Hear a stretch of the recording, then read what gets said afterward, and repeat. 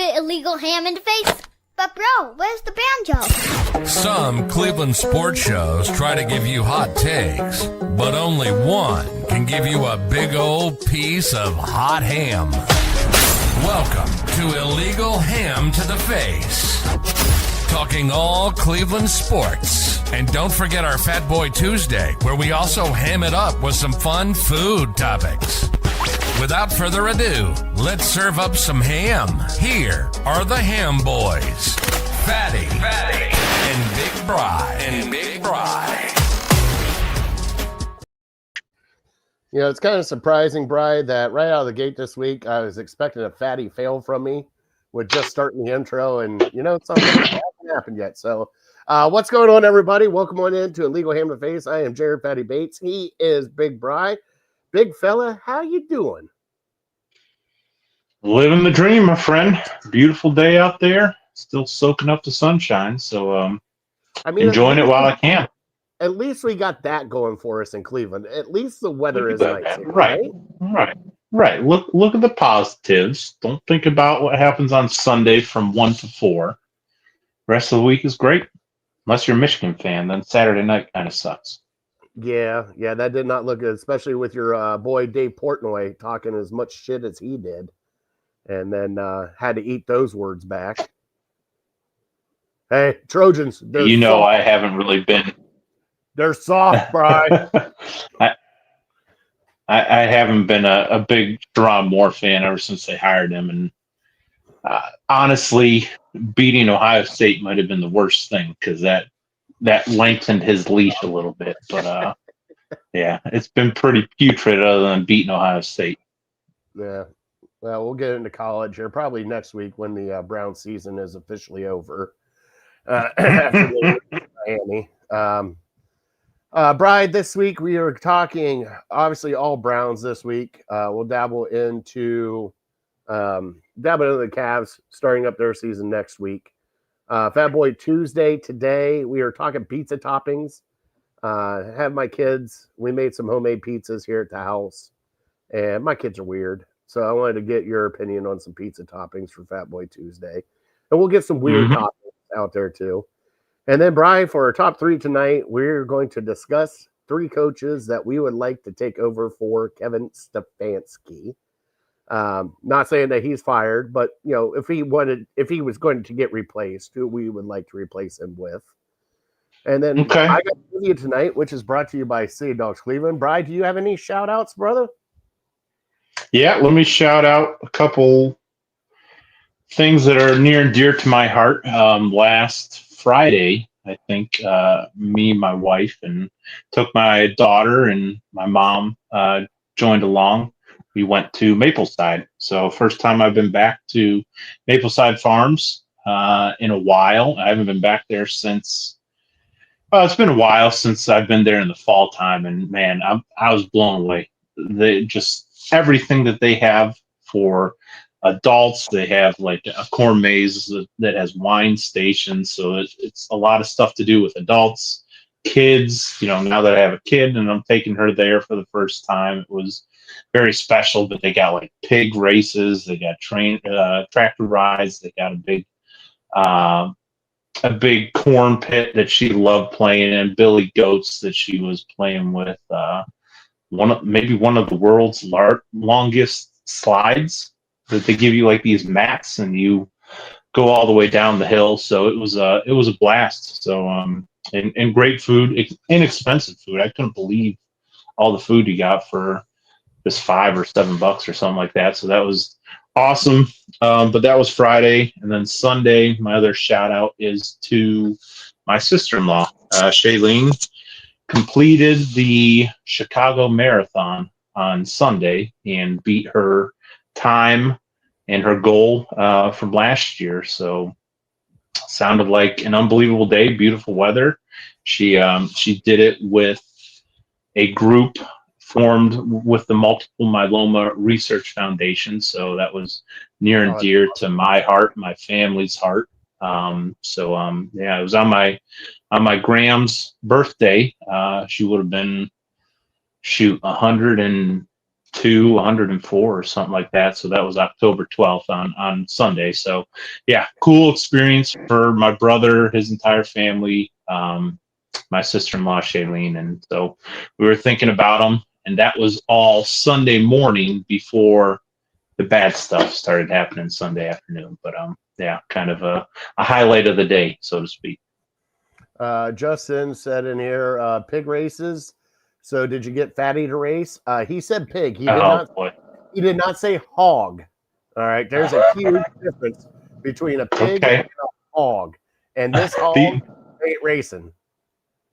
These were pigs. These were small pigs, probably the size of like a bulldog. So they were small, and they really didn't care about racing a whole lot. But there the build up to it. They had announcers and everything. It was great. So they were piglets. Is pretty much what they were. They were piglets. Pretty much. Yep. See, and they all had the fun thing and how it relates to our show is they had names, pig names that we could have used for our name the pig segment. I can't remember them now, but as you're talking, I'll try to start thinking about the pig names, but they were pretty good puns. James, welcome on in. Justin, as always, Jeffrey is in here. Asked if we watch people break down to all 22 and Dylan Gabriel missing wide open receivers. No, but I can watch with my own eyes him pegging one right in the head that can't turn his head around. That was freaking awesome to watch. We'll get into that here in a little bit. But before we get into the downer of the Browns, let's do our trivia, which is brought to you by City Dogs Cleveland. You can please go adopt a City Dog. They do have an event coming up, and I shared it on our Illegal Hand of the Face Facebook page and Network 216 and also mine. It is a pumpkin carving thing for City Dogs. You can go down there. They'll have some dogs there, pumpkin carving contest, and a whole bunch of stuff. And I believe it is at Forest City Brewery. Where's that at? Tremont? Forest City Brewery? Ohio City? Somewhere down in that area. I don't know. Okay. It's down in that Tremont, Ohio City, hipster area, I believe. I'm not sure. I'll have to look at that. I'm shooting from the hip on this one. Normally that's bad when I shoot from the hip, Bri. Sure, but we have beautiful dogs to adopt. We always have one here as backup. Base is still there, Bri. Still there. Got to go adopt a dog. And if you cannot adopt a dog, please volunteer, donate, do whatever you can to help out a city dog from City Dogs Cleveland. All right, Bri. Let me play the sounder, and I got a NFL/Cleveland Browns trivia for you tonight, Bri. I normally don't do these for you. So let's play the sounder. Fun.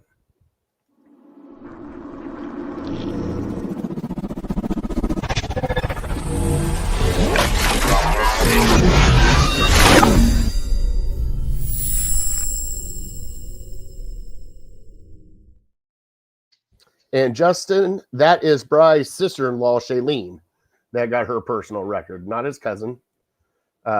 Just setting the story straight, even though, hey, you do live in Medina. That might be a time that she was your cousin at some point in time, wasn't it? Don't live in Medina now. Although I did have a cousin that, gosh, she might have done, what's the one where you do all three? My cousin Jen, Adam's sister. Oh, the triathlon. Triathlon. Yeah, she did a triathlon one time, which is just nuts. All right, Brian. So, bud, we are so far almost 6 games into the season. Yeah, we are 6 games into the season, aren't we? Yeah. And your Cleveland Browns have not scored 20 points at all this year. Brian, they scored 20 points 3 times last year. 3. Okay. Mm-hmm. Can you tell me the teams they scored 20 points on? I think I can. Yep. It is absolutely embarrassing. You've had 23 games and only 3 games with 20 points or more. Unheard of. Absolutely embarrassing. And we'll get into it now. Let's play the Cleveland headlines. And let's just bash on the Browns for the next, 40 minutes.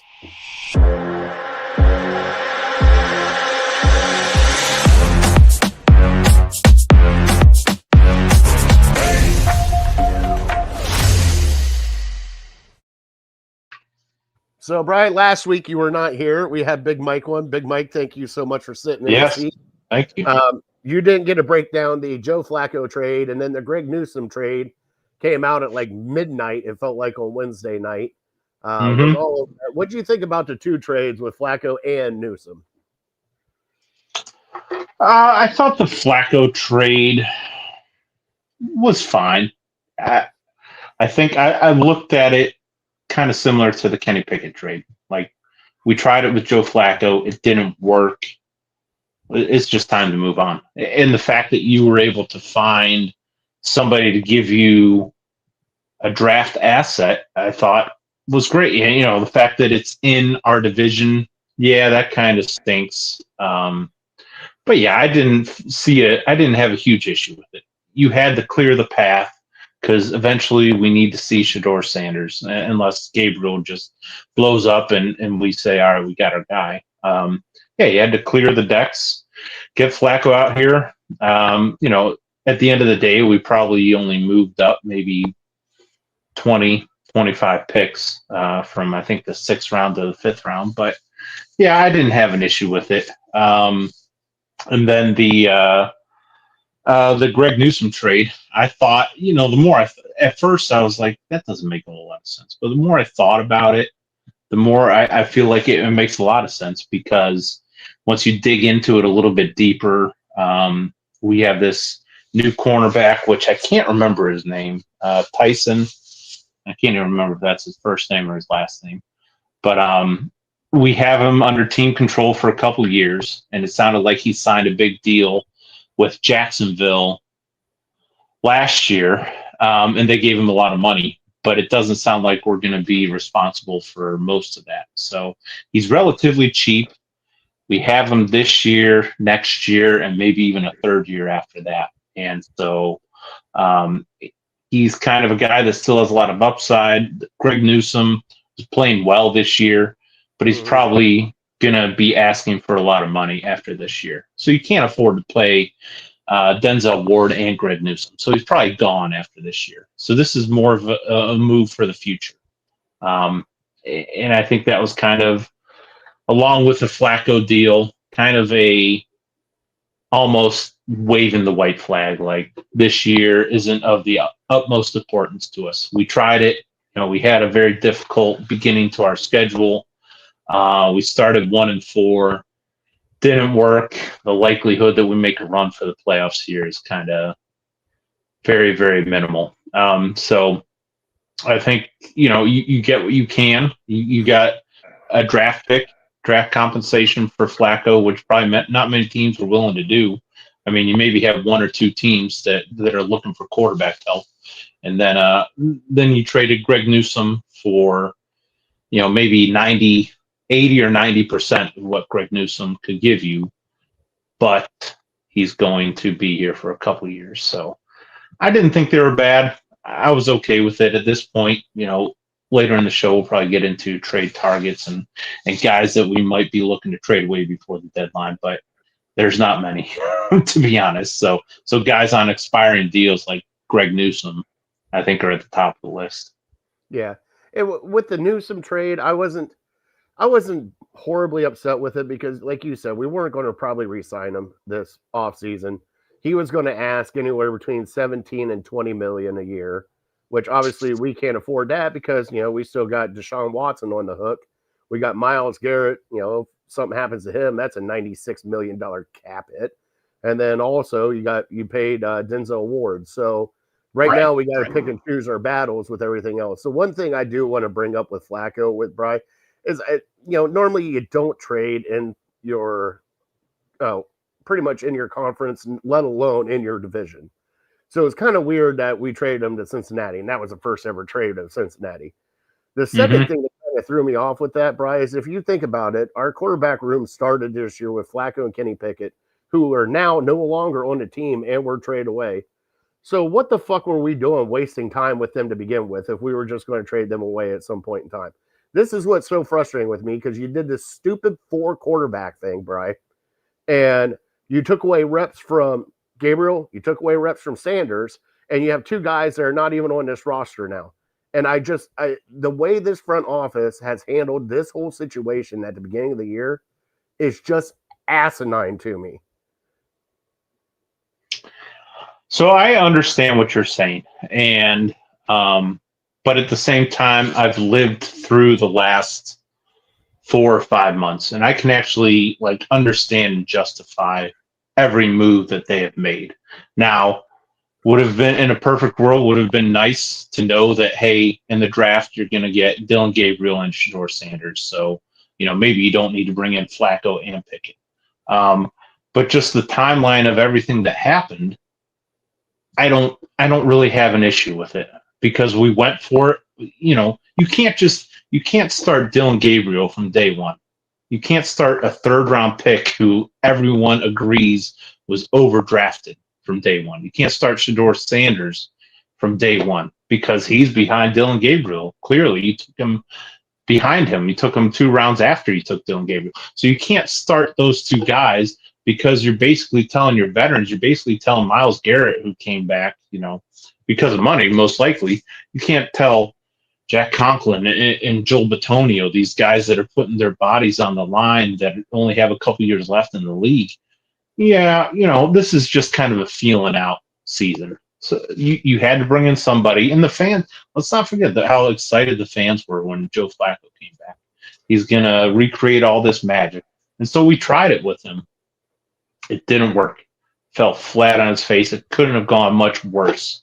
Okay, so now we have to transition to see if we have anything with these rookies. So the fact that we got anything for Kenny Pickett, the fact that we got anything for Joe Flacco, I feel like we were kind of taking advantage of teams that were needy that had injuries. And it's not.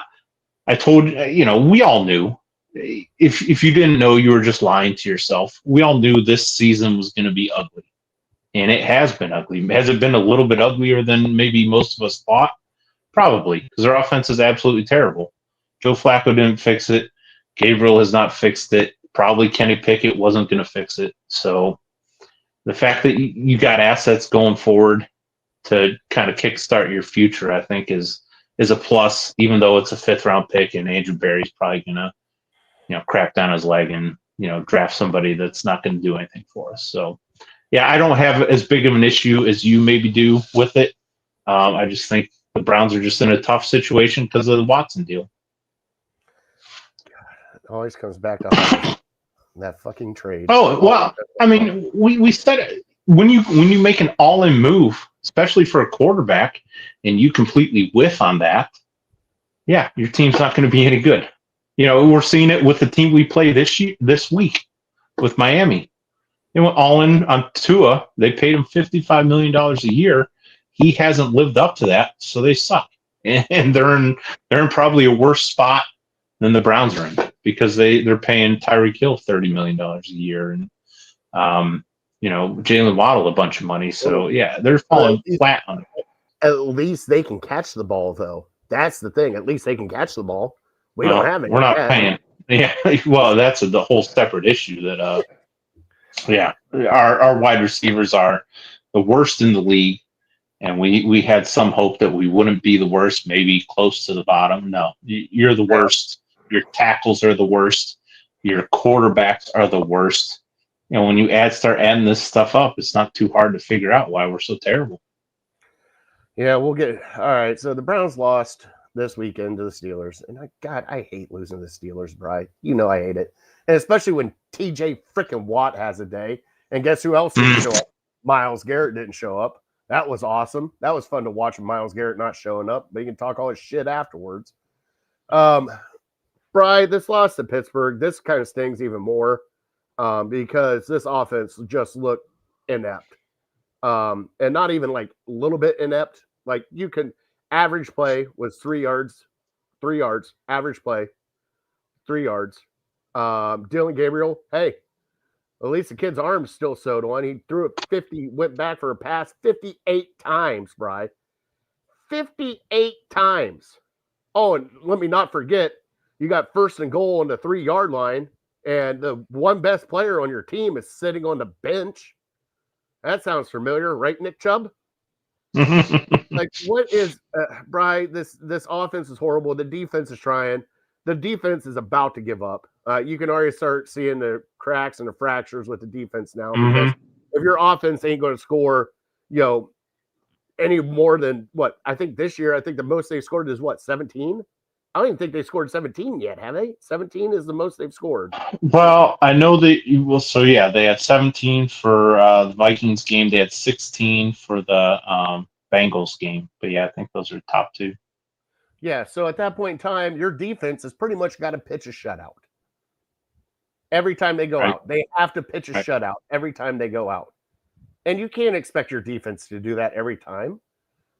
Bri, what did you think of the game? I mean, I thought the offense just looked atrocious. I thought the defense tried their best. But yeah, I couldn't believe how bad our offense was. I shook my head and was trying to figure out, we have an offensive coach who can't score points. And yet I've watched Tennessee Titans, who just fired their coach, score 3 touchdowns. I watched New Orleans Saints, who are horrible too, score at least 21 points this season so far.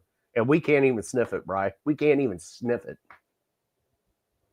Yeah, it was an absolutely horrendous game plan. I feel like Kevin Stefanski maybe got caught up in the moment, dropping back 58 times. We lead the league in pass attempts, which I know is kind of the reason that.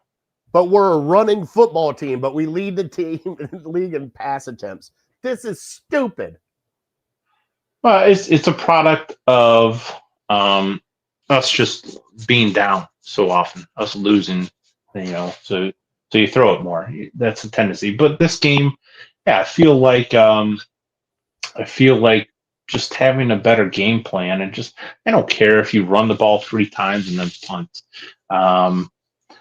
It's hard to watch because Dylan Gabriel is giving it his all, but he's clearly limited in his abilities, at least at this point in his career. In the fact that he's dealing with the worst wide receiving core in the league, the worst tackles. As soon as Conklin went out, we have the worst tackle. Finally, they put Tevin Jenkins in at left tackle, I think, because they absolutely had to. They had nobody else.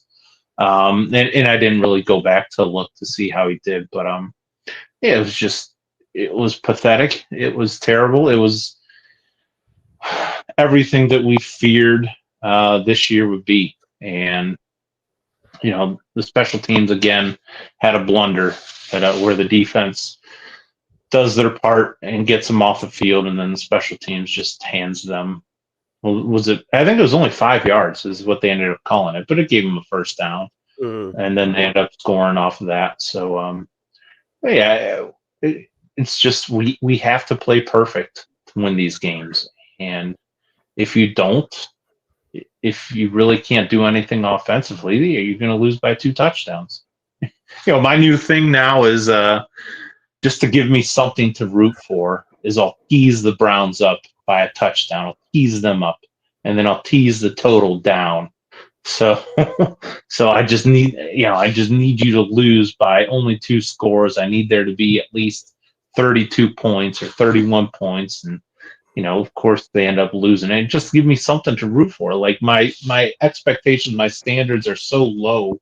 I'm not going to bet on you winning. I'm just going to bet on you not getting blown out, being able to score 15 points or whatever. And, they just disappoint you. So, yeah, I don't like Dylan Gabriel's kind of exactly what we thought he would be. He's a Kevin Stefanski clone. Like, well, just don't turn the ball over. We don't care if you throw it 3 yards down the field every single time. Just don't turn the ball over, and we'll hopefully get enough offense to do something and make some damage in the game. But our wide receivers just aren't good enough.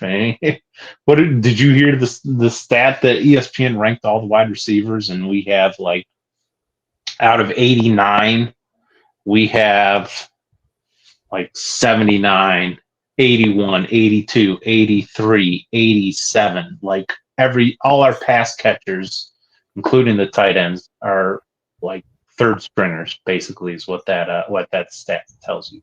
So, That's nice.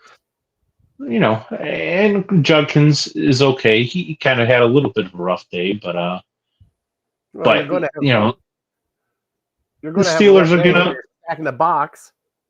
yeah, they're just gonna be like, yeah, Dylan Gabriel. Are you kidding me? Dylan Gabriel can't beat us. Let's just focus in on the running back and take him out of that's the one guy on offense that can actually beat us. So take him out of the game plan, and we'll win by 2 touchdowns. And then Aaron Rodgers had some magic getting out of sacks and stuff like that. But yeah, scoring 9 points. You're not going to win any games in the NFL scoring 9 points. Shout out to our kicker, though.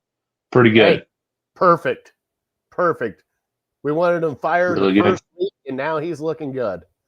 Yeah, we might have one. Jose got in here and said, how about his Bears? Hey, Brian, what's up, Jose? Yeah, shout out. Jump on the Chicago bandwagon.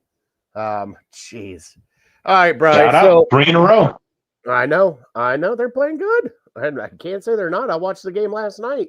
Playing a lot better than we are. At least it's entertaining. Right. We still beat the Bulls in preseason. Tell them. Now, 2 questions for you, Brian. Do you believe that Stefanski is now on the hot seat? He's definitely closer to the hot seat than he's ever been. I still don't believe. I mean, unless we go 1-12 or something like that, I don't think he's going to get fired mid-season. I could be wrong, but I don't feel like he's going to. But to me, there's just something that is, because we're drafting a quarterback in the first round next year, wherever we draft. There's got to be something appealing to Jimmy Haslam to bring in your general manager, to have your general manager pick his coach, to have your coach and general manager pick their quarterback, and just have, rather than, because, if you bring Andrew Berry and Kevin Stefanski back and they're allowed to pick their quarterback, you almost have to keep them around for like 2 or 3 years after that, because this is their guy. They got to develop him. You just can't ask them to have a finished product in year 1. So it's almost like you have to be more patient. Well, look at the Tennessee Titans. They fired their coach after. And they're screwed. It's terrible. Now you're going to bring in a new head coach who did not like this quarterback, who gets handed this. This is the Baker conversation. I know, but Kevin Stefanski didn't want Baker. Yeah, but Kevin Stefanski didn't draft Baker. That's what I'm saying. Yeah, Hugh Jackson. You're stuck. You're stuck with the quarterback that you don't want. Well, obviously he did enough to get him out of here. Broken arm and all. Isn't he looking great now? Loving seeing that as a Browns fan. Let's not forget, the NFL told us when his career was done with Cleveland, he was worth a 6th-round pick. Let's not forget that. A lot of people forget, act like the Browns just gave up on a Pro Bowl quarterback. He was a 6th-round pick. I'm not saying you are, but I'm saying to the Baker Bros out there, he was worth a 6th-round pick when he left. I understand, but look at him now, and that's the thing. He was our pick. He was our first pick. Look at Daniel Jones now. Look at Sam Darnold now. Do the Baker Bros want those quarterbacks, or do they just love this one guy? I would love to see Daniel Jones. They're all. I told you in the offseason I would love to see Daniel Jones here. I told everyone probably scoffed at it. I said Daniel Jones is a pretty good quarterback. I scoffed at it. Yeah, he's won playoff games. I'm not gonna lie, I scoffed at it. Yeah, Daniel Jones, Baker Mayfield, Sam Darnold. These are all guys that were high draft picks that have flourished in their second chances. Now, a lot of people think Baker's way better than those guys. I do not. All right, so Daniel Jones is 5-1. Yeah, 4-1. Let's get into Myles Garrett's comments after the game. Obviously, he took a shot at the offense. Took a shot kind of everywhere else, and Brian, my personal opinion right now is something. Shut up, Myles. Right now, that's where I'm at, because you're bitching about this. You knew what was going to be happening this season after you saw everything that was going down, and yet you still signed here for the amount of money you did. You could have got traded. You could have put your feet to the fire, said, I'm not coming back. You could have got traded. You could have got the hell out of here. I don't need to hear you bitching now. You go out there and play football because you didn't show up on Sunday. He had, by the way, Brian, he had 2 assists. He didn't even have tackles. He had 2 assists, no sacks. And you have 41-year-old Aaron Rodgers and a horrible left tackle in Broderick Jones. And you couldn't even get to Aaron Rodgers. All right, Miles. Just keep, that figures. That's great. Awesome. Thanks. He's done for the year. He's already clocked out, Bri. He's going to do his Dwayne Bowe impression and just collect a check and go. So, what did you think of the con? I mean, I know you probably heard him. I hope you heard him. I did, yeah, and I understand his frustration. But yeah, don't act like you didn't know what you were signing up for. I don't know if this is maybe him trying to be a bit of a leader, and because Myles Garrett, he's about I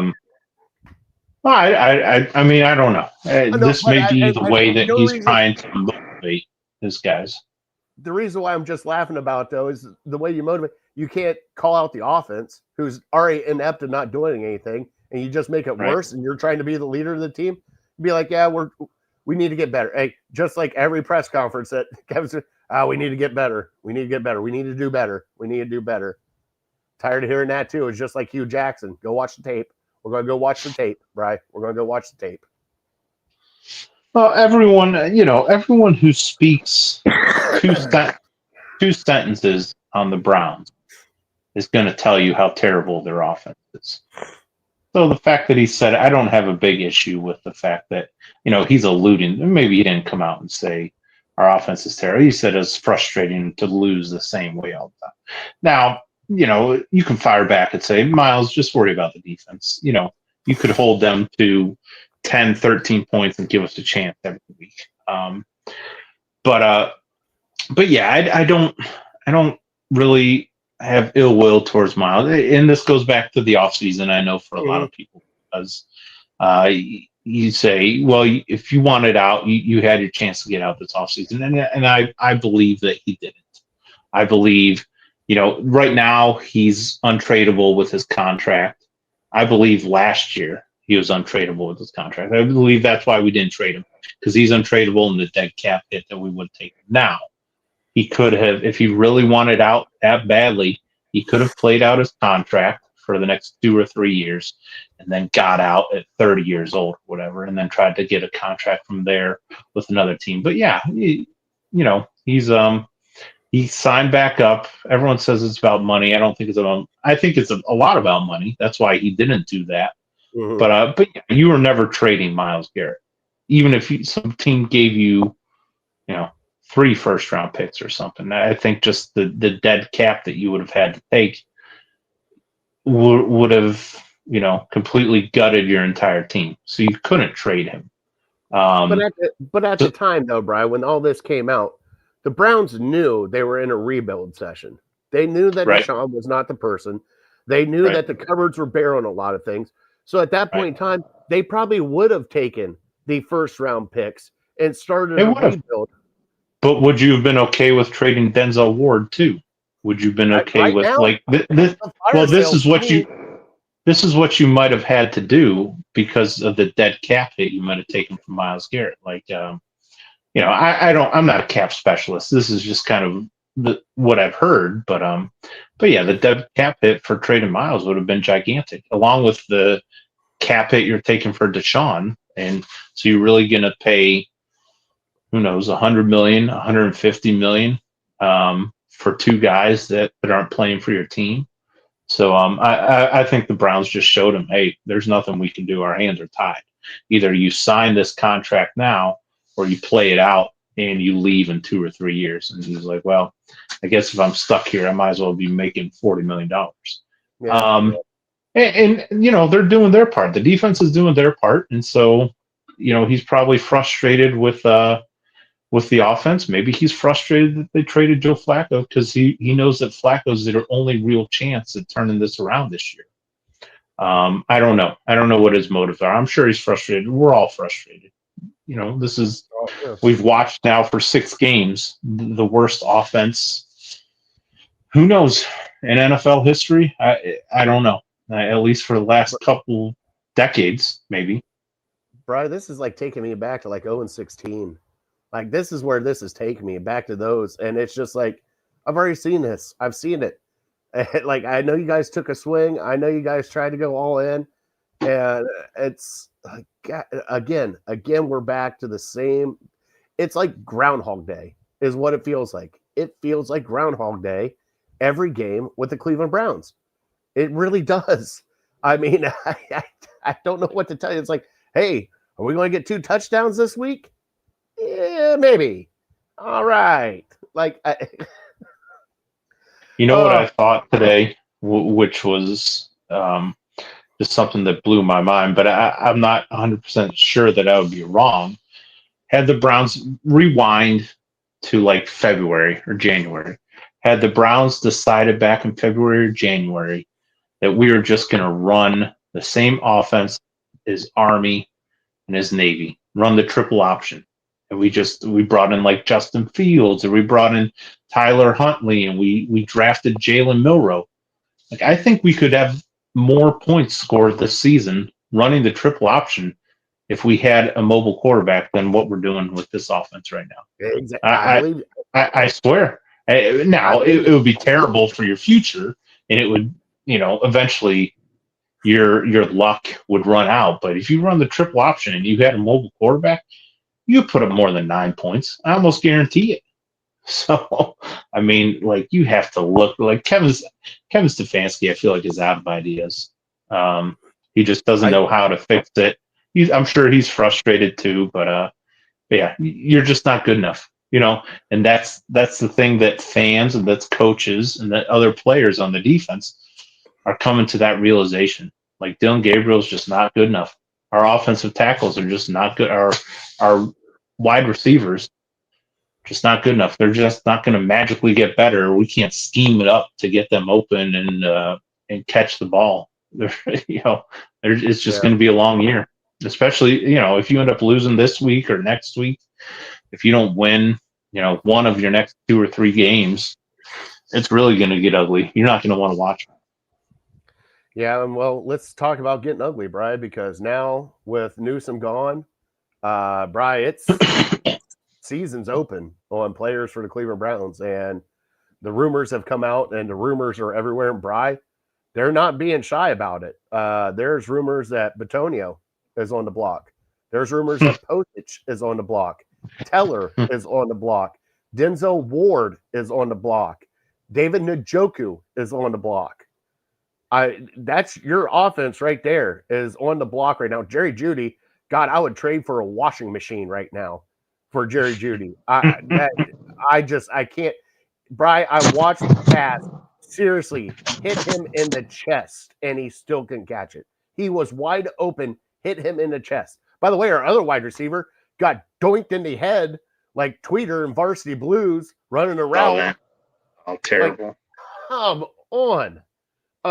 Bri, who do you think is on the block right now? And Bri, who would you be willing to get rid of? Well, give me a second. I gotta run out real quick, but tell me who's on your block first, and then I'll tell you who I got. Can you still hear me as you go? Okay. Well, for me, right now, Posich. They look We're not going to re-sign Posich, so Posich is, I believe, on the block. David Njoku, he's in his last year. Fanning is looking good right now. I mean, yeah, I would like to keep David Njoku, but if he could get something for him instead of have to re-sign him again, depending on what you're re-signing for, David Njoku. I really don't want to get rid of Teller. I would like to keep Teller. And I'd like to keep Batonio, but the bad thing is me as a fan, I feel bad for Batonio. You had your chance to retire and you come back to this shit show again. So if a Super Bowl contending team called me about Batonio, I would consider doing it for him, but that's me as a fan. That's not me as a GM. And then, Denzel Ward, I don't want to do, but man, it's did you hear any of that I just said? I missed it. Okay, so I would say I want to keep Teller, Yep. just because I think we should keep Teller. Postage, I'm okay with letting go. Njoku, I'm okay with letting go. And Batonio, and I was explaining this to everybody. Batonio, as me as a fan, he could have retired last year, Bry, and he came back to get the bad taste of his mouth. And guess what? It's not getting out of his mouth. Right.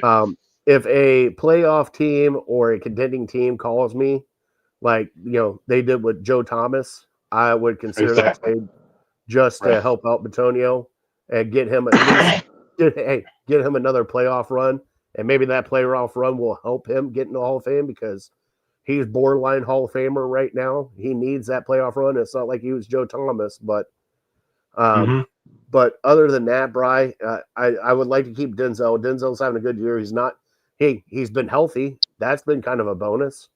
Hey, hold on. Knock on wood on that one before I say anything else. But yeah, I think Posich and Joku are the two that I would get rid of right now. And it's not that I don't like Njoku. I just don't think they can re-sign him, Bry. And if they do, I don't know if he'll want to be here. And plus, with how good Fanning has looked so far as a rookie, I think you can put Fanning in that spot and replace him with like a blocking tight end. What do you think, bud? Yep. Here, I got you. Similar to what you said, but I told you I was going to show you my new beer that I've been waiting months to try. Can you see? Oh, shit. I gotta find a sounder. Gotta find a sounder. I found it at Walmart yesterday. All right, take the last first pack. Last pack, yeah. I'll tell you how bad it is. Let me know if it tastes American or not. Tastes like freedom, I tell you. There it is. Damn good beer. Bald eagles and handlebar mustaches are flying out of that can. Not bad at all. Okay, back to the Browns and back to reality. I was thinking today, I was trying to think of the untradeable guys on the Browns roster because there's not many. No. There's much less than you would think. You think we got 22 starters. There's got to be at least half, 2/3 that you would not trade. So here's the list I came up with. All your rookies. I wouldn't trade any rookie. And that includes Aiden Huntington. Yes. Got to get that right. Now, I mean, the other guys, all the draft picks, all the draft picks from this past year and Aiden Huntington. I'll keep those guys. After that, it's slim pickings. It's Myles Garrett. Myles is the only one. Trade the rest of them. Yeah. Myles Garrett, partially because he's untradeable, because of his that cap hit we just talked about. If somebody gave you 3 first-rounders, I might think about trading him, but it's not realistic to trade him. Myles, I would keep Denzel. I still think, there were times when he first signed his contract that I thought, well, is that too much? Are we overpaying him a little bit? But at this point, he's underpaid. I think he's making $20 million a year. So I'll keep him around. And the only other one that I thought, he comes to mind, I wouldn't get rid of him, was I think you mentioned him already, is Wyatt Teller. Yeah. And the reason for that is more about next year because we know we're going to have to replace most likely Batonio, most likely Posick, most likely our right tackle. What the heck's his name? He's always hurt. Conklin. I mean, Band-Aid Conklin. Band-Aid Conklin. Yeah, Conklin. Who knows? We might have to replace Jones as well. Mm-hmm. So you need some stability with that line. You can't be replacing all 5 offensive line spots. And I know he's making decent amount of money, and maybe he's kind of fallen off the last year or two. But at least he's a constant. He's a steady. Your boy Zach Zinner was another healthy scratch again. Loving that. Yeah, I don't know what the deal. Like who are our backup guards? I know Tevin Jenkins, but do they only carry? Who are maybe they're just throwing all their. Yeah, Whippler and Jenkins. Is that it for interior linemen? No, there was another one. I can't think of his damn name right now. And maybe they're just concentrated because they know Conklin's so injury prone. They're just carrying so many tackles. They're like, well, we're going to have to go through 2 or 3 this game. Yeah, I don't know. I would think at some point, I think Zach Zinner is going to get on the field because you have to see what you have to know if you can count on him for next year. But yeah, other than that, I thought Delpit maybe, but if somebody gave you a good enough deal, you're probably trading him. The other name I thought was JOK, but there's just so much up in the air. I don't think anybody's going to trade for him, but he's an asset. Well, he's an asset, but as of right now, he is not an asset because Nobody knows. health is, yeah. It's not like I wouldn't trade him for like a 5th round pick. You'd have to give me at least a 2nd, and nobody's going to do that. Well, and plus he's injured so bad right now that we don't even know if he's ever going to play football again, Bri. I mean, right. What about here? I'm going to throw out a scenario. All right. And you tell me that if this is feasible. The Haslams got a shit ton of money right now, Bri. Do you think they could swindle some dope into taking Deshaun Watson, but while we eat most of the contract and we get a couple picks from him? Would you take that? Oh, I would take that. Absolutely. I don't think anybody's that dumb. What do you mean? His Instagram videos are amazing. He is out there doing amazing things on that football field in his Instagram videos. Just the high step and Bri and his little pinpoint passing and all of his workouts that he's doing on his videos. I'm loving every minute of it. So should GMs in the NFL. I guess I would never say never. I could see a team now. Obviously, the Browns would have to pay 95% of his salary, or 98% of his salary. So that's the only way a team would maybe give up like a conditional 6 or 7 for him. But there's so many QB needy teams out there. I guess I wouldn't be shocked. Now, there's always the question: is he going to play at all this year? No, God, no. If he touches the field, this city will burn. I know it will, and I don't want him to play kind of maybe for other reasons than most people. Most people just hate his guts. They never want to see him again. They think he ruined this franchise. And my reason for not wanting to see him on the field is like, what do you get? What do you gain from him playing? Like, if he goes out and he sucks as bad as he did last year, okay, congratulations. He sucked as bad as he did last year. But if he goes out and he plays well, what do you do with that? Do you count on Deshaun Watson for next year and you don't draft a quarterback because, Deshaun Watson played well for 4 games. He might be the old Deshaun Watson. And now you're counting on him for next year because, hey, we got to pay him anyways, so we're not going to draft him. No, like what's the positive that could come from him playing really well at the end of the season? There is no positive of him touching the football field in Cleveland ever again. I guess here's the one positive is if he plays really well and he elevates his stock in the mind of other GMs and somebody's willing to give you like a 3rd for him. But if he plays that well, I doubt it too. And again, it would be the scenario where we're picking up 90% of his contract. But if he plays that well and he's looking like Joe Flacco did from a couple of years ago, as much as you hate him, you're going to be like, oh, great, I don't want to get rid of this guy. Now he's going to go be great for another franchise, even though we paid him $240 million. You're just going to feel crummy no matter what. So, I don't see a good scenario with him playing. I think either he falls flat on his face, your fan base is super all-time pissed off, or he plays well, and what do you do with that? You can't count on him in 2026. No. All right, Brian, we got Miami coming up. We are a 2.5 favorite. So that means Miami is a favorite because we're playing them at home. Brian, what do you need to see this game? Brian, like I said, if they lose to Miami, buckle up, Buttercup. It's going to be a very long season after that. And I think, and Bry, if the offense looks as putrid as it has against a Miami team that's this dysfunctional, that's even going to be worse. I think, like I told you before, I think that if Stefanski loses to Miami, that seat is red hot because the way this offense is looking, you're the offensive guy. You're the one that wanted to start calling plays again. You're the one that said, hey, let me take it back over. You're the one that drafted Dylan Gabriel. You're the one that, was all happy about all this nonsense. And it's on you now. We're 1-7. And not good. Not a good look, Bry.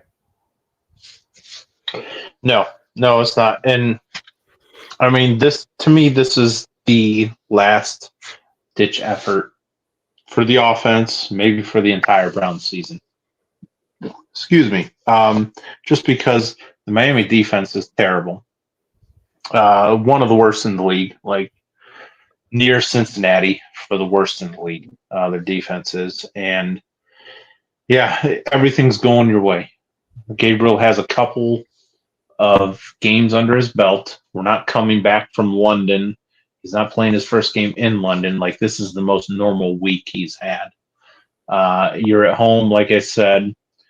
Terrible defense. The weather's supposed to be pretty nice. So everything's lining up for you to score freaking 20 points. If you can't do it this week, there's just no hope.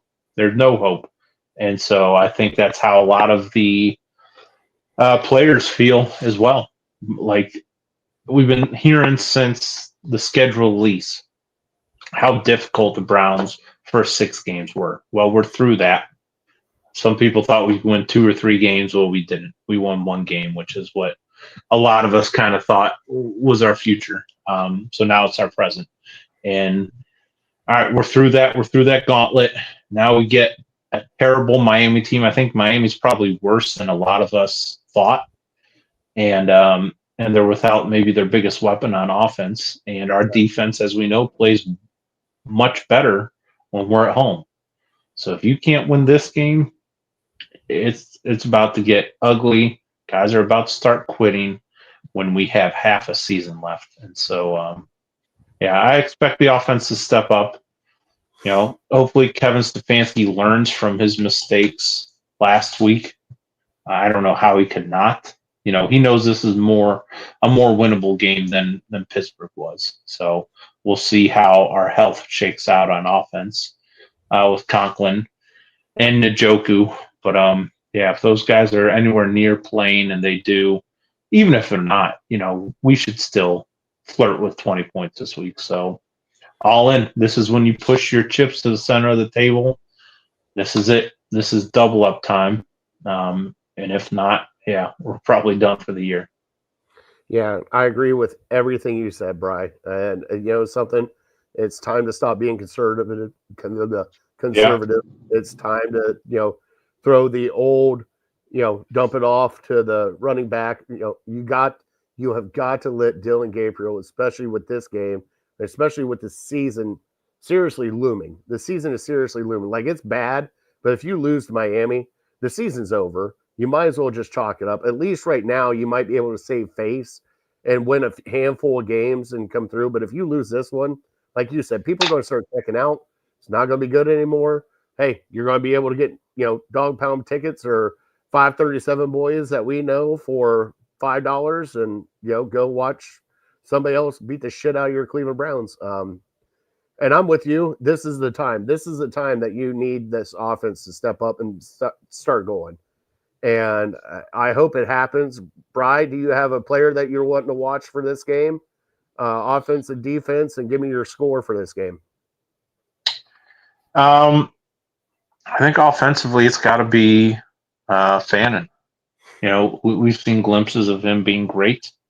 With Njoku's health up in the air, it's time for him to step up. It's clear that our number 1 receiver is more like a number 3 receiver. What the heck? By the way, what's going on with Tillman? I haven't heard much about his health. He got injured, and he's on injured reserve right now. Okay, so he won't be active for this game. Yeah, so he did something to his ankle or hamstring or something like that, and he's out for 4 games. So he'll be No, it's just back. terrible. Well, yeah, I know it's terrible, Bri, but I mean that's kind of what it is. I mean he's on IR. That's why kind of Laverdan got called up, or Laverdan, or however you pronounce his name. He's And the I'm Jack surprised. Conklin of receivers. Yeah, well, I'm surprised Laverdan's still alive after the hit that he took. God, He's the next guy I was going to. Lardan Gage. I mean, yeah, he to me, he is you. You can tell. It's funny because you can tell a difference between guys who give it their all every single play. mm-hmm. And like I look at go back to last Thursday night's game with the Eagles and the Giants. You watch Cam Scattaboo, he's giving it his all I love every that. single play. Everyone does He's because crazy. he doesn't care. He's crazy. He doesn't care. His career's probably only going to be 3 or 4 years long, like Peyton Hillis. But those Mm-hmm. guys are out there giving it their all. You And know who he Lardan's the same way. Cam Who's Scatterby, that? you know, Craig Malley. Just crazy. Yeah, Just just out to of show. screw loose. Yeah, Not really caring about what they're like looking for contact. Yeah, I mean he's a wild man. I And love it. yeah, it doesn't bode well for his longevity. But I feel like Gage Lardan's the same way. Like it's just a Yeah. mentality. Like we're seeing guys like Judy. We're seeing guys like Isaiah Bond, who's an undrafted rookie. Like not really Mhm. giving it their all every single play. Like Oh giving no, up I on rounds. Yeah, like but then there's guys like Gage Larden, and I forget what it was. I think it was one punt return where he's just like, he got tackled, but he's giving it his all, and he's giving it all he has.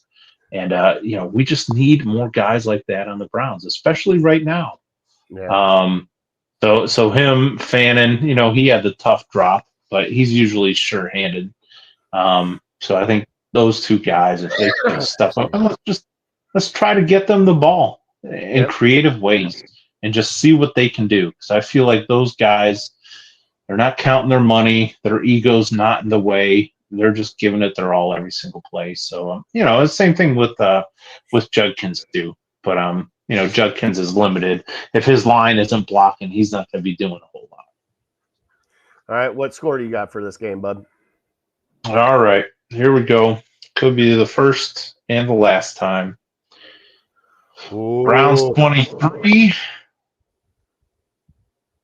How about Okay. this? Dolphins 13. 10-point win for the Browns. 23-13. Okay, I Yep. like it. I like it, Brian. My player to watch has got to be Dylan Gabriel. He needs to not throw it 52 times, but be a little bit more accurate. And by the way, the reason why I was smiling and laughing so hard is I misdid the movie that I was thinking of, and it was Necessary Roughness when Pompkey hit him in the head I thought you were going to do one of these. And so that's why I was giggling over here a little bit. when you're done, remind me. I got a movie reference too that really good. Show me the arm, Pompkey. Throw the ball, genius. Oh God, what a great movie! All right, bro. So I'm with you. Defensive, Denzel Ward. They only have one wide receiver, it's Jalen Waddle. Shut him down, and you should be able to win this game. And Brian, I'm with you.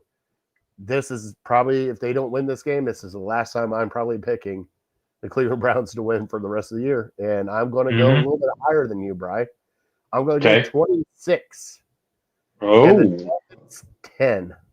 I think hopefully Myles Garrett stops pouting and he starts rushing Tua, and we'll see how that goes though. Also, Brian, we'll do our quick primetime games. Bengals, Yep. Steelers at the Bengals Thursday night. Who do you got?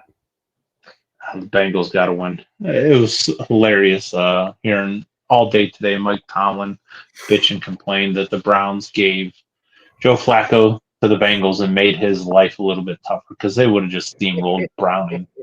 Yeah, give me the Bengals. They're just gonna catch fire.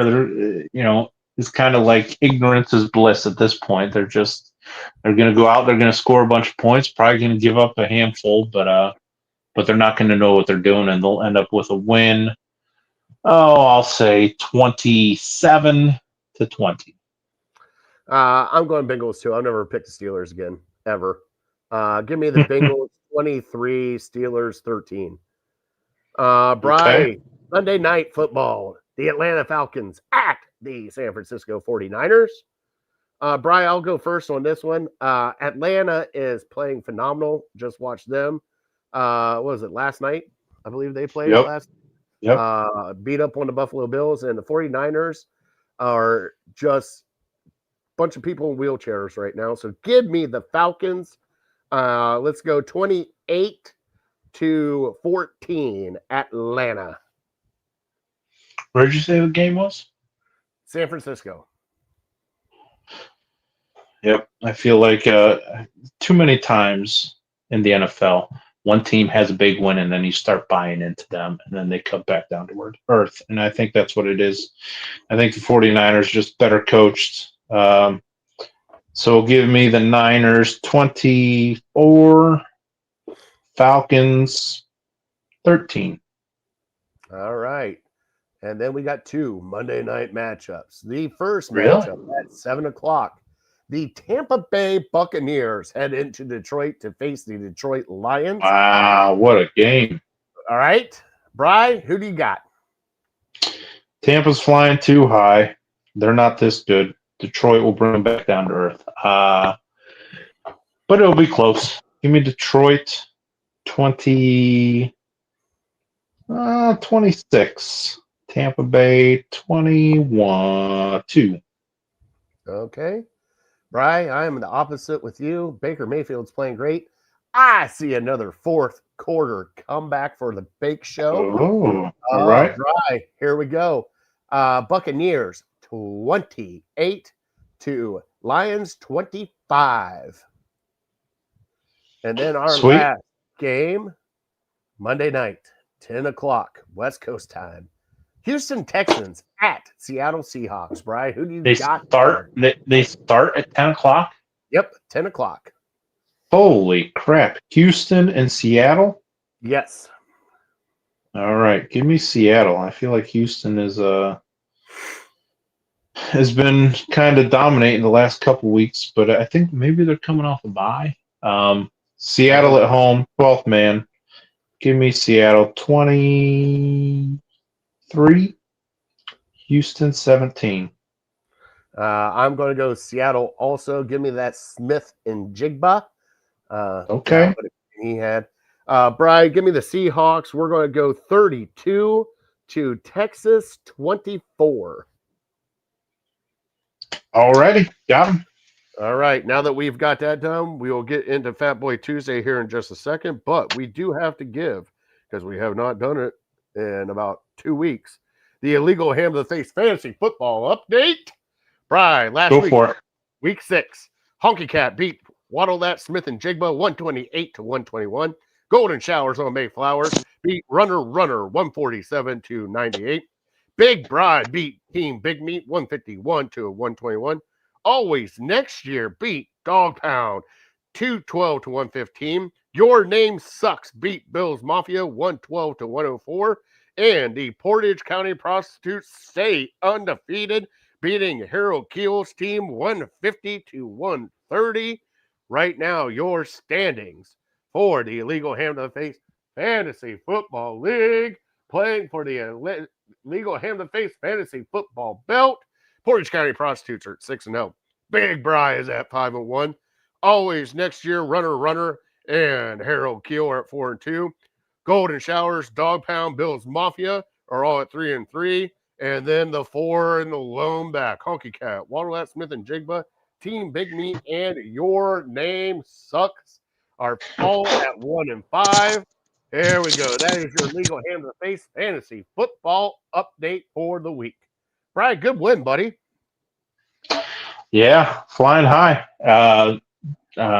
what's his name? Goddard is just tearing it up. He's scoring every single week, and they're throwing him a ton of passes. So he's kind of carrying my tight ends and carrying my team. So You're before going to up because Portage County Prostitutes right now is undefeated. he's a regular season team. We all know that. All right. Before we get into Fat Boy Tuesday, before it's going to leave my mind, and I want to put it on record here. Did you hear Kevin Stefanski's? Because I wasn't on the show last week, so it was his press conference before the London game. He was talking about Dylan Gabriel, and he said he was talking about how long he spent in college, like 6 years or whatever. And he compared him to Tom Callahan's son. Did you hear this? No, I did not. Oh, he compared him to Tom Callahan's son. So are you sure when he did that? No, I'm sure I listened to it live on Odyssey app. So I had to rewind it. And so if he's throwing out Tommy Boy quotes in his press conference, yeah, he's buying himself some more time in my book. Like that, and then lifetime contract right there. He threw it out there, and there was one guy in the media who laughed, who chuckled, but it was a quick chuckle. And then he started to move on, but then he kind of chuckled himself. And I don't think anybody else picked up on it. And I go, did he really just say that? Oh, this dude, because we forget he's our age. He's right around 40. I know. Chris said a lot of quarterbacks go to college for 6 years. Yeah, that's what he said. He goes, he spent a lot of time in college, kind of like Tom Callahan's son. Yeah. And I go, no way. Doctors? Yeah. They're called doctors. So I heard that, and I was like, I was looking for somebody to tell. So I'm gonna have to go. There is a clip out there. I'm gonna have to go find the clip, and I'll send it to you. But okay, send it to me because that's hilarious. I did not see that one. Shout out to Kevin Stefanski for that. That was awesome.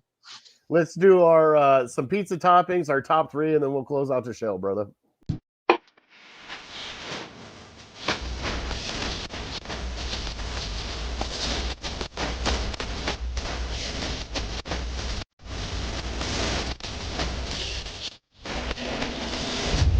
And now, it's time for Fat Boy Tuesday.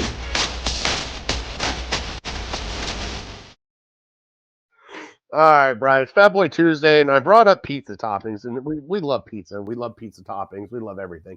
The reason Yes, I don't want to, and again, I have a short attention span, so I don't want to lose this thought. I don't want to cut into, but I have maybe the greatest tip. If you're fat and you're poor, I got a tip that will change your life. I was as I mentioned earlier in the show, I was at Walmart yesterday picking up a couple things for my wife. You know how they have that hot bar at Walmart? Yeah. Have you ever been to Walmart? They have, like boneless chicken wings, potato skins. So I'm guessing it's usually every night around 7:00 because that's when I was there. All the leftovers that they have, they just scoop into like a giant bowl, and they put it out for you to buy. It was $1. I got this giant thing of potato wedges for $1.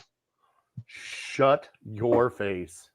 So, if you're a college kid and you live near a Walmart, you should be going there every single night because you can clean up. You could get enough food for the week for $10. It's just, it blew my mind. So of course I got potato skins. I got mini mozzarella sticks for $2. A lot too. I wish we had the NBC. The more you know. I'm telling you, this will change. If you're homeless or something out there, you're struggling, your family's struggling. They give you a lot of food for $1 because otherwise you're just going to throw it away. Yeah. I'm telling you, you're a genius. Game changer. Not me is. I just stumbled upon it. So yeah, like you said, the more you know, I'm spreading the word. Go post up at your Walmart for at 7:00. Just sit there in the deli aisle like this until everybody's gone. I think they had jalapeno poppers. They had boneless wings and all And now, granted, it like I said, you have to be fat because it's all fried food. That's right. So it's not great for you. But yeah, you can get 3 sampler platters for $5. It's just wild. Oh my There you God. go. You're welcome, America. Thank you, Big Bry. Thank you. All right. So the reason why I brought up pizza toppings tonight, Bry, is my kids are weird. They love black olives, and I don't know why, but that is like their go-to pizza is a pepperoni and black olive pizza, and it floors me. But hey, it's what they like, and that's fine. Um, I even put out a Twitter poll that said, "Hey, what's the best topping?" Right now, it's between sausage and pepperoni. Brian, what do you think is the best topping? I mean, obviously, pepperoni is like the normal staple. Do you think pepperoni is the best topping on pizza? No doubt. Okay. 100%. Normal pepperoni's fine. The little cup and char pepperoni, though, is superior to Oh God, yeah. regular pepperoni. The Um, devil cups is so- what I call them. yeah. So now, yeah, you get some of them that get a little carried away. You got a bunch of grease in them. But yeah, the little cup and char pepperoni, the regular pepperoni, if they crisp them up a little bit, is good. But yeah, if I'm ordering a pizza, 90 times out of 100, it's just pepperoni. Just a plain pepperoni. Yep. Okay. Because like I normally for me it depends on kind of what mood I'm in, Brian. I'm also with you with the pepperoni. I think pepperoni's got to be on every pizza. But I'll either do like a pepperoni and mushroom, or one of my true favorites is pepperoni and banana peppers. Um, Sure. just get a little bit of kick, a little bit of vinegar with that, banana pepper. So that's one of my favorites. Of course, we've talked about pineapple and ham and everything else on pizza. We've had pineapple pizza, the barbecue chicken pizza with the pineapple at Jets is always fantastic. Mhm. I can't go wrong with that. But Brian, I wanted to bring up some weird ones for you because I mean, are you a sardines fan on your pizza? Obviously, I don't think you are. Absolutely not. No Okay. way. I was not until I had it for the first time, and then I realized that it's just a salt bomb that you're eating. So, or anchovies, I meant not sardines, Right. anchovies. Right. Just a salt bomb that you're eating. So, okay, so here is some weird ones. Obviously, I had a pickle pizza, which we talked about. So, depending on unusual meat and seafood. So, Bry, in Scandinavia, reindeer on their pizza. Okay. Okay. Scottish haggis. Do we know what that is? I think it's sheep. Right. Okay. Sardines, tuna, or mackerel. Mostly European countries. Terrible. Squid ink in Yeah. Japan. Give me a break. Kangaroo in Australia. Yeah. And horse meat. Okay. Ugh. Those are the meat sections. Mhm. All right. God bless the USA. Right. Thank goodness we don't Fruits and have that weird vegetables. stuff. Here we go. Bananas and curry powder. Would never thought about it as a banana on pizza. No. Pickles. Peas are often found on pizzas in Brazil and Japan, sometimes with carrots, beetroots, or raisins. Corn on pizza. I can get down with some corn on pizza, right? Yeah, I wouldn't mind it. Sure. We got taco pizza. Obviously potatoes. We get the potato bacon ranch pizzas and all that stuff here in Cleveland. You get some good potatoes. Coconut on pizza. I'll try it. Okay, and figs, often paired with salty cheeses. Okay, sweet pizzas. Now we've had sweet pizzas, so chocolates and marshmallows. We've had like s'more pizzas, all that stuff. Okay. Other unique options: kimchi. That's like I don't even know if I know what kimchi is. Sour. It's cabbage. It's like sauerkraut. Let's just put it that way. Right. Macaroni and cheese. Sure. CC's Pizza is that one. Pretty good. Chicken masala or butter chicken. It's a popular choice in the UK. Eggs, breakfast style pizzas. Right. And obviously ranch dressing. Can be used as sauce as a base for a jalapeno popper style pizza. And Bry, you are a ranch favorite for your pizza? Chicken bacon ranch is not bad, and then yeah, I'll dabble with dunking the crust in some ranch. I don't think that's out of bounds. No, so like, yeah, you're gonna love this. So what I do is when I make my pepperoni and banana pepper pizza, I get the hot sauce out, a couple squirts of hot sauce on the slice, and then I do a squirt of ranch, and then I do the paint by finger. I just smear that ranch all over the pizza like so, Mm. pop it in, go sit down and eat. So I don't like a glob of ranch, but just enough to kind of give it a little different flavor.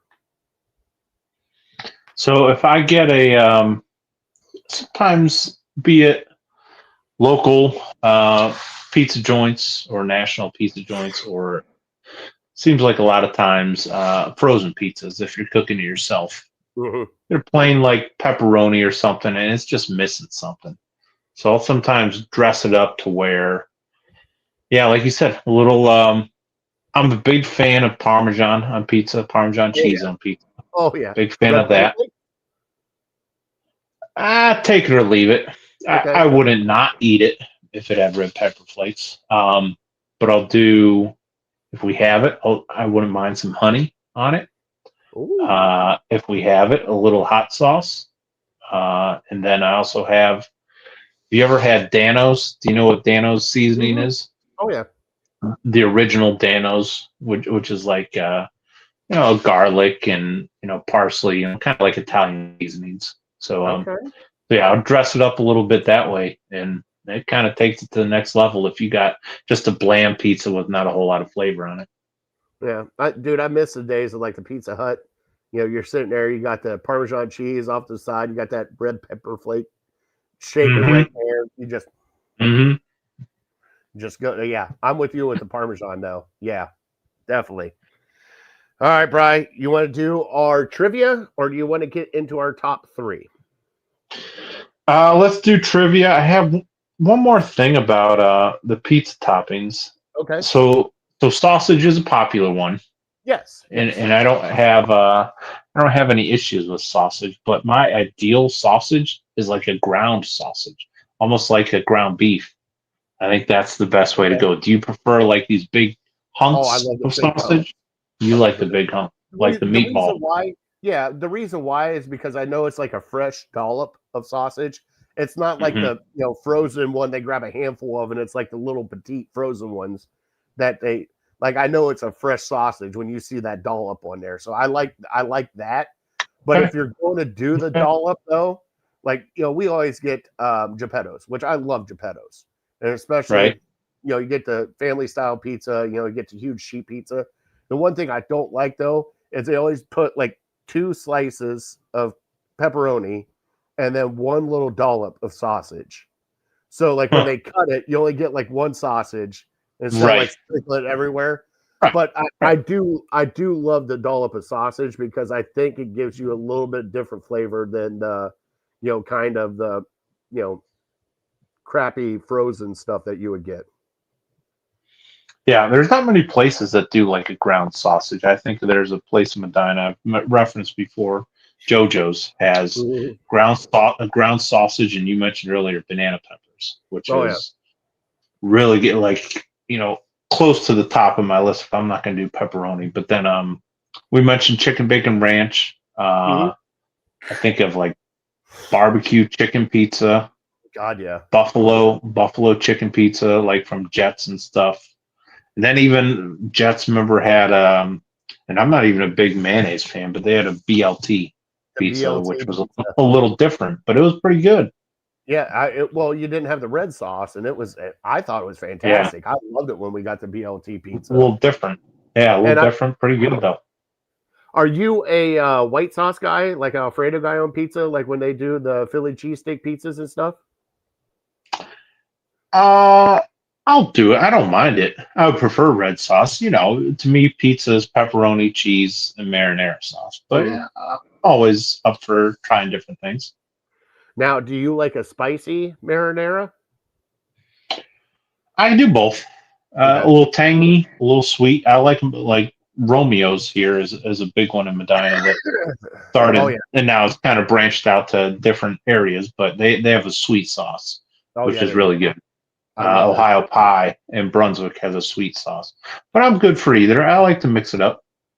Now your crust. Now Cleveland does crust kind of different. We have that crinkle crust that you get in some Mhm. places where they just pretty much do the thumb. Um, do you like I wouldn't say a thicker crust, but like if you were getting a crust, do you want it? Do you use it as you want one like a breadstick, or do you like the kind of crinkle crust that they have? I'm good with breadstick. That would probably be my first choice, but then Jet's pizza, the deep dish Oh, is the crunchy pizza is hard to beat. yeah, that's why we were talking about Jets the other day and about Detroit style. oh yeah, it's Detroit style, but you know how you always get like you get 3 pieces of it. You're like, I don't know if I'm full yet, but then you want to go up for that next piece. And I was telling everybody at work, everybody would go up for that next piece, get that fourth piece, and then you're just sitting there miserable the rest of the day. Like you just ate 2 bricks, and you're just like, I remember doing 7 some lunch period. Like you go 3, you're like, all right, I'll do 3. And then you're like, all right, I can't do 3 again, but I'll do 2. Then you do 2. And then you're like, I'm still kind of hungry. And then you go up for 1. And and then, then all you right, I'm go on the done. road. Yeah, you take 1 for the road. And it's like before you know you ate 7. And in a half an hour, you're going to be in the bathroom. And you're just going to want to take a nap for the rest of the afternoon. Oh, it's awful.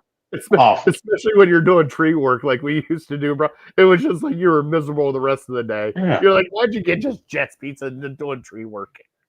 Like I got to grab my pant leg to lift my leg to move in front of the other one, just to move. And it's just like, oh gosh, terrible decision. You regret it every single time. Every time, but yet you still keep doing it though. But when it's going down, it's so good. Oh, it's so good, especially when you get a mixed mosh. Especially when you get the barbecued chicken, and then you got the Oh Hawaiian yeah. pizza, and then the BLT. You're just kind of sampling all of them. And, You're making me hungry now. Let's go. All right. hey, I got a meatloaf downstairs. I'm good. All right. All right, Bryce. So trivia, which is brought to you by City Dogs Cleveland. Please go adopt a City Dog. If you cannot adopt, please volunteer, donate, do whatever you can to help out a City Dog. Bry, in 20, God, what is it? 23 games? 23 games? 23 games. Yep. You have scored 20 points 3 times. Can you tell me the opponents that we scored those points on? Yep. And I believe 2 of them were wins.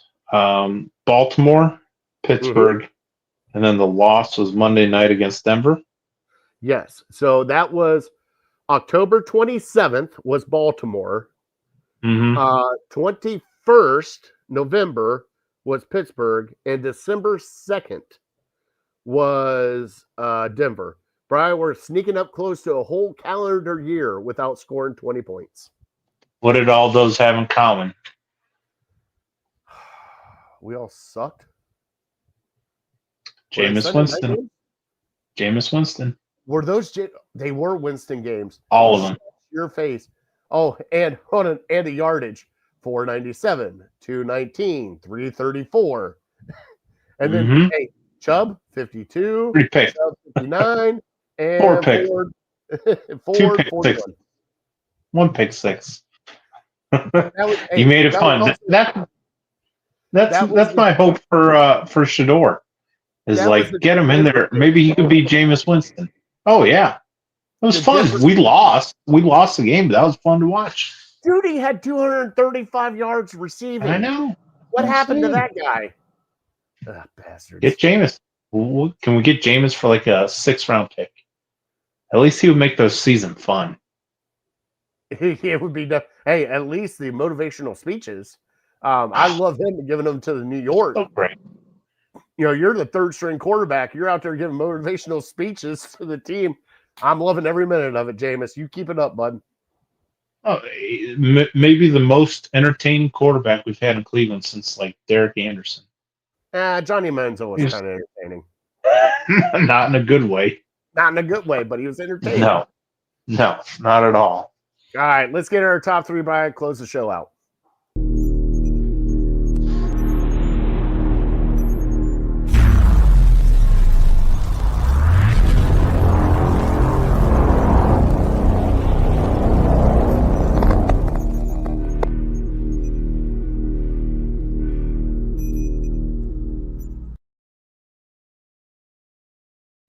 right. So our top three tonight, if Kevin Stefanski is fired, who are some top three coaches that you would like to replace him? Brian, would you like me to go first so you can hear my list? Because you're going to love my list. Go ahead. Yep, I got 3 written down here, so All I'm right. set So in. number 3 for me, Josh McCown. Bring Josh McCown back. Huh. Okay. Okay. One off the flip. Hey, quarterback, not a great one, but a journeyman, knows offense, knows how quarterbacks think and what they do. Bring in Josh McCown. Why not? Why not, Brian? Sure. Number Sure. 2, Jim Schwartz. I would love to see Jim Schwartz take over this team, even though I don't think they will Okay. do it. But I like Jim Schwartz. I think he got a raw deal in Detroit. And I like Jim Schwartz. I like the way he's doing the defense. And the good thing is he wouldn't have to worry about the offense like Kevin Stefanski. And he can get an offensive guy in here to help him. Number 1 for me, Bri, is Brian Flores. I think Brian Flores would be a great head coach here in Cleveland. Brings that fire. I know that he got screwed where he was at last time. Not naming Miami, not naming names. But I think he would be good here. I think he would be a culture changer for us here. And I think his time at Miami kind of shows you that because they rallied around him in Miami and played for him. I think he could do it here in Cleveland too. So Brian Flores. What about you? Nice. I don't hate the Flores pick. Actually, I got 3 completely different ones than you. And my number 3, I don't even know his name. I don't know who he is. I don't know what he looks like. I know nothing about him. But whatever the heck is happening in Indianapolis with their offense, right? Somebody deserves credit for that. So whoever the offensive coordinator is for the Colts, kudos to you, chef's kiss. I mean, you're doing it right. And so I feel like he's going to be the next up and coming head coach to turn that team around. So that's number 3. Number 2, you've heard of him. He's coached in Cleveland as a defensive coordinator. Nick Saban. Why not? Let's see what he can do. I know he's old. He's probably only got a couple years left, but he's firmly tied to the South, so I really don't think he's going to come up north again. But ties to the area with the Browns, ties to Kent State, his alma mater, Toledo head coach there. So he's my number 2. My number 1 maybe has some more staying power, but he's cut from the same cloth as Nick Saban. He's been out of the league for a little bit. Woke culture, cancel culture got him. But I think he's ready again. John Gruden, again, ties to the area. Yeah. No, I get it. I get it. Ass kicker. We need an ass kicker. I just want to see his I would love to see Hard Knocks with Gruden as the head coach here. I think that'd be funny as shit. Almost like Todd Haley. God, what's he doing these days, bro? Oh, wait, he's still getting paid by the Cleveland Browns. Probably. That's what he's doing. All right, everybody. Thank you for watching Legal Ham in the Face tonight. Give us that like and subscribe. I want to thank everybody. Thank City Dogs Cleveland. Thank Harold Keel for everything. Thank to our Illegal Ham in the Face fantasy football players. Guys are kicking our ass. I'm 1-5. How the hell am I know I'm 1-5. Joe Burrow. That's how I'm 1-5. Yeah. All right. Damn it. All right, Brian. God bless him. God bless you. God bless America. All right, we're Legal Ham in the Face. Catch us next Tuesday. We are definitely uncorked, unloaded. We're out. We'll see you next week. Have a good night.